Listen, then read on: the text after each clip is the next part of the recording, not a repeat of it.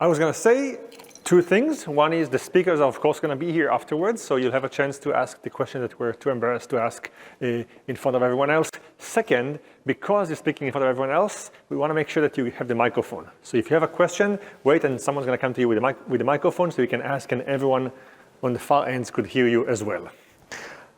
Our next presenter, Jacob Mchangama. He's a professor at Vanderbilt University and a senior fellow at the Foundation for Individual Rights and Expression, FIRE. He is a contributor to many outlets like Washington Post, Wall Street Journal, The Economist, Foreign Affairs, Foreign Policy, but really, he's the founder and executive director of the Future of Free Speech entity, and he's going to talk to you today about this work on free speech. There once was a scholar named Jake, whose passion for speech was awake. From podcasts to books, he rewrote the hooks of free speech that no tyrant can shake.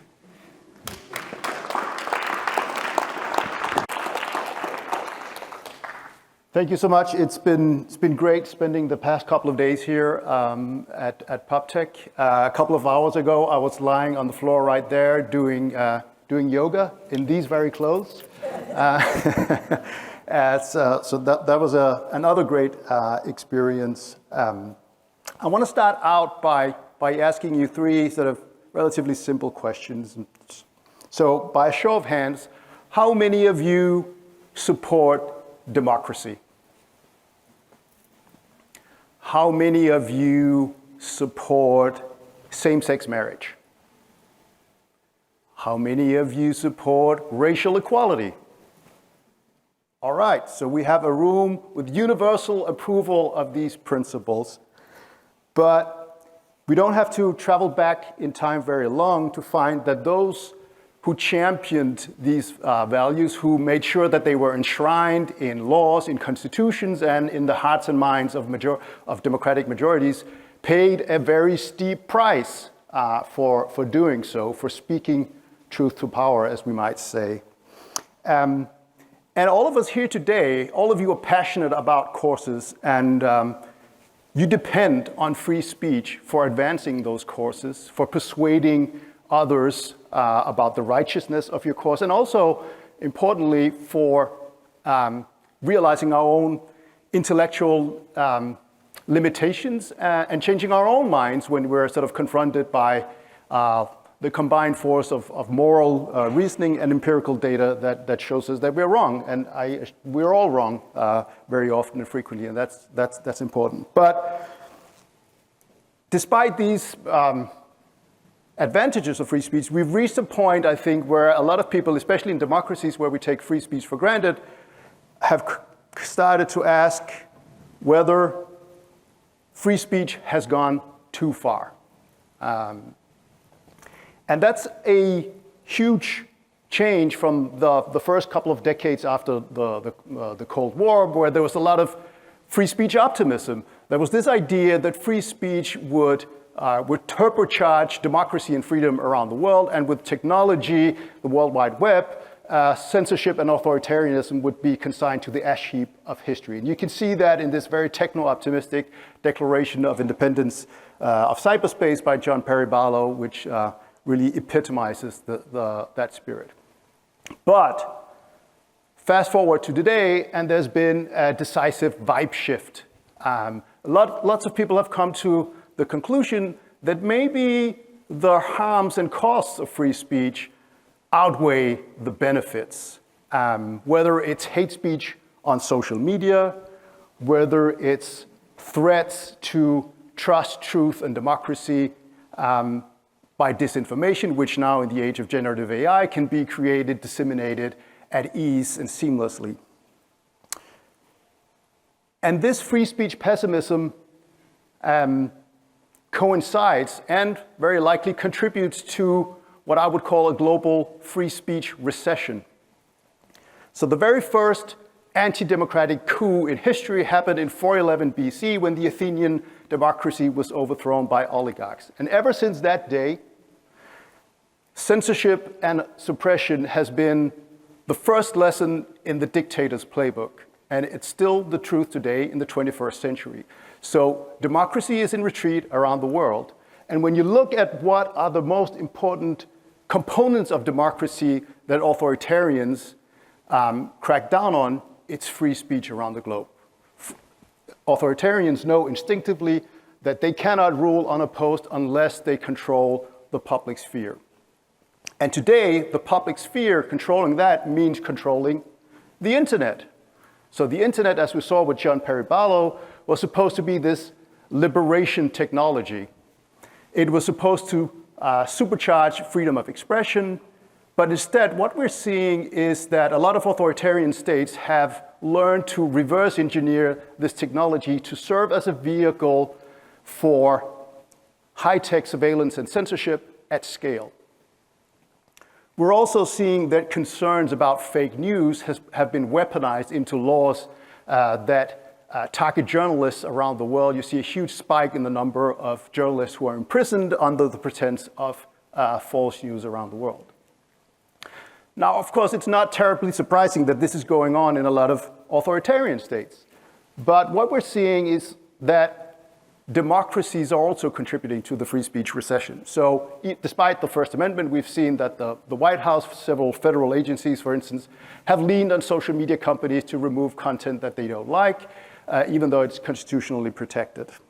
We're seeing that in the US, half of states have adopted or are adopting laws around deepfakes around elections. Actually, in California, a judge just enjoined an AI deepfake law saying that it was likely a violation of the First Amendment. The European Union has adopted the so-called Digital Services Act, which is an attempt, and this is my characterization, not shared by everyone, but to impose some kind of technocratic top-down control of online speech.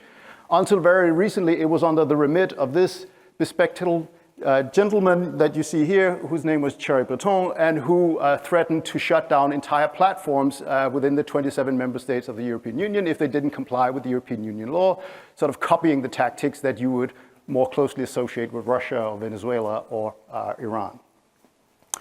We also see the mushrooming of laws against hate speech and extremism, well-intentioned laws that seek to preserve equality and dignity. But what happens is that they very often lead to absurd results. I won't go into details, but this is a case that was just decided in Germany recently. An American author living there punished for a cover of a book that included a hardly visible swastika. This is Irene Heffert. She's an Israeli Jew who's been living in Berlin for 20 years. She's sort of on the far left, very critical of Israeli policy. She believes there's a genocide in Gaza. She was protesting peacefully with a sign saying as much. She's been arrested, detained 3 times by German police. So an Israeli Jew being arrested in Berlin for peaceful protest has a certain ironic ring to it, and a good example of how laws against hate speech and extremism very often end up being weaponized against the very minorities they're supposed to protect. Another characteristic is that even though disinformation, for instance, can undoubtedly lead to harms, we saw that in this very city on January 6th, a very dark day for democracy.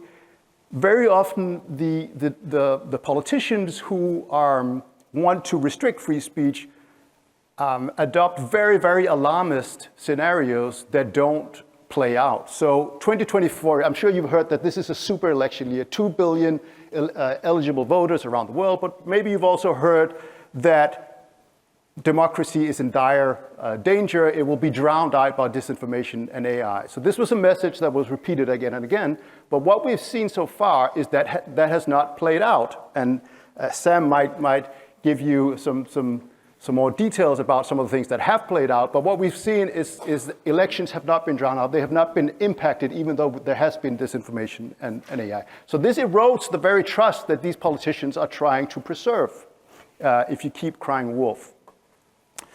So what can we do about this? So there are many things we can do. One of them is to look to history. So the luminaries that you see there were all essential in shaping those values that we all just committed our agreement, universal approval of. Take Frederick Douglass. greatest American ever, in my opinion, great abolitionist, orator, who said that the right of speech is a very precious one, especially for the oppressed. Or Nelson Mandela, who after spending 26 years as a political prisoner, came out of prison, won the first democratic election in a multiracial South Africa, and said that no government, no individual, no doctrine should have a monopoly in truth, and therefore all restrictions on freedom of expression are a disservice to society. So if these two people who paid such a high price for their ideals and convictions made the world a lot better, if they can have a principled, robust conception of free speech, so can we, even though we might be afraid of the consequences that might be ugly at times. But we also have some contemporary role models.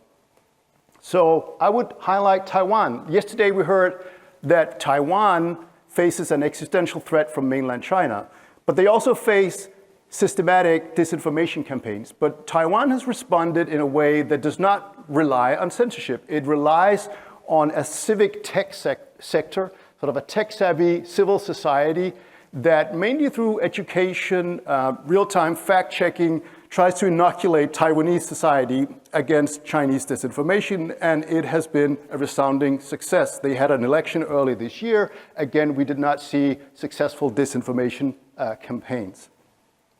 Another thing that I think is really interesting, and I know there are experts in this room who know more about it than me, is that I think we need to develop a more decentralized ecosystem on social media, one that empowers individuals to have more influence over the type of content that they consume, rather than having these big centralized platforms that can serve as choke points and that are vulnerable to pressure from states, governments, and other interests.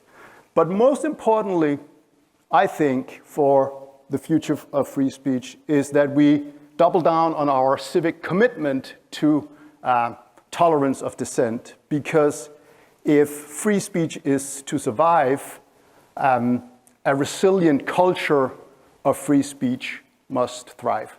So thank you, and I very much look forward to any comments or questions you have. Thanks.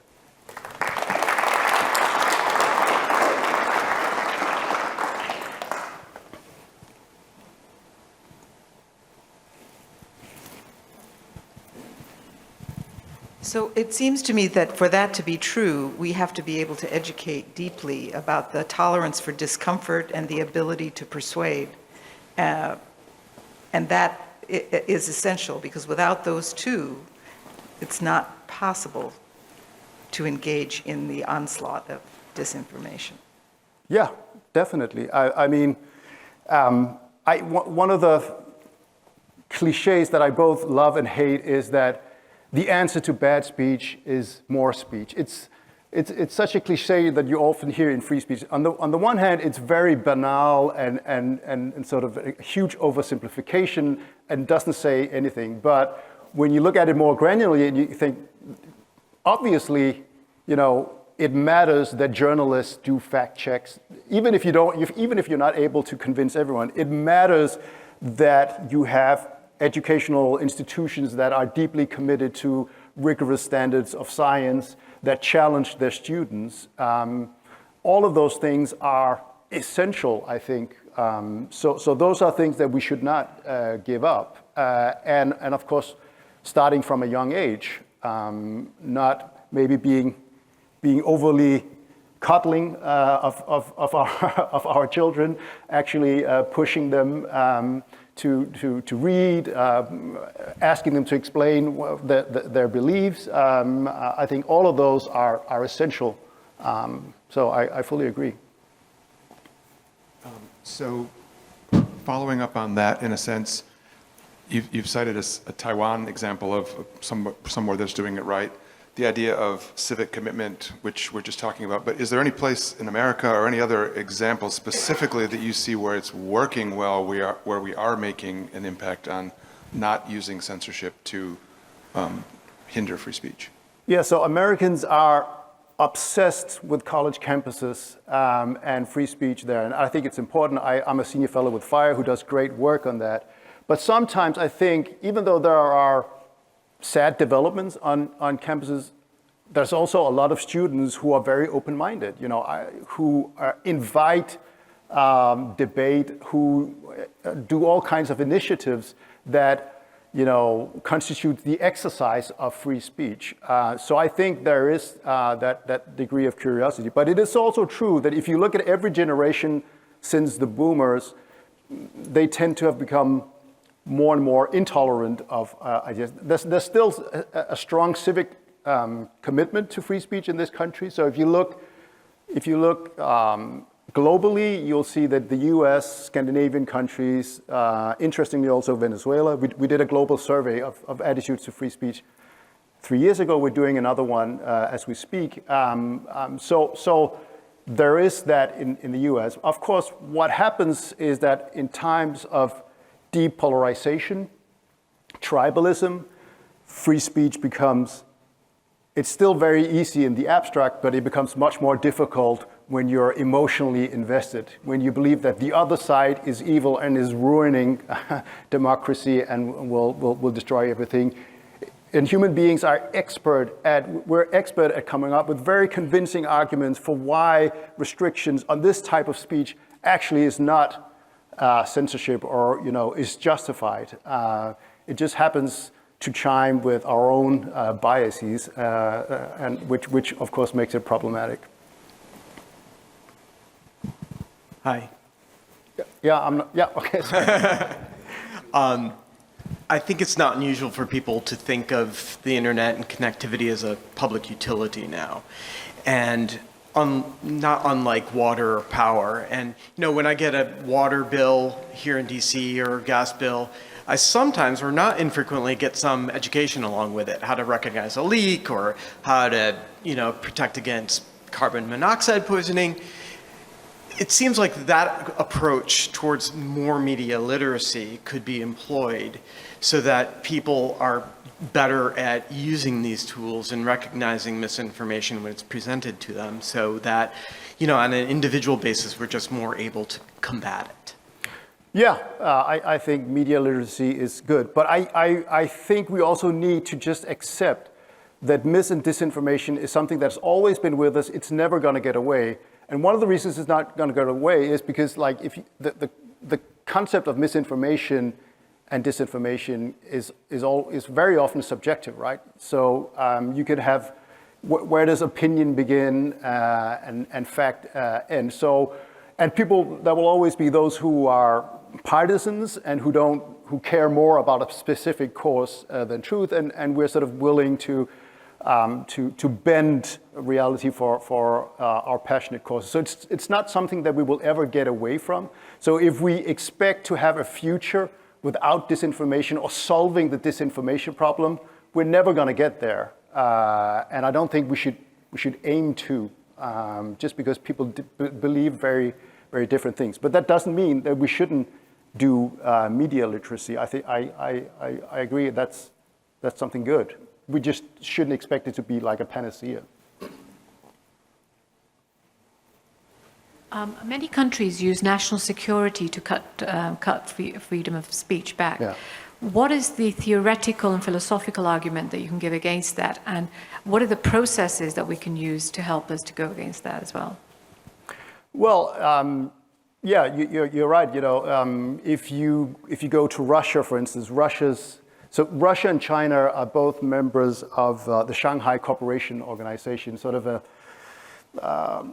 an alternative to the Western rules-based order, if you like, where they're basically trying to shape international norms in a way where human rights and free speech is understood as serving the interests of the state, stability, and not the rights of individuals. And extremism and national security is key in that. So anything you say that undermine the state is a threat to national security. And now national security, you could understand, if you're Ukraine and you're fighting a war for survival, you cannot allow all kinds of information, you cannot allow a newspaper to report on troop movements.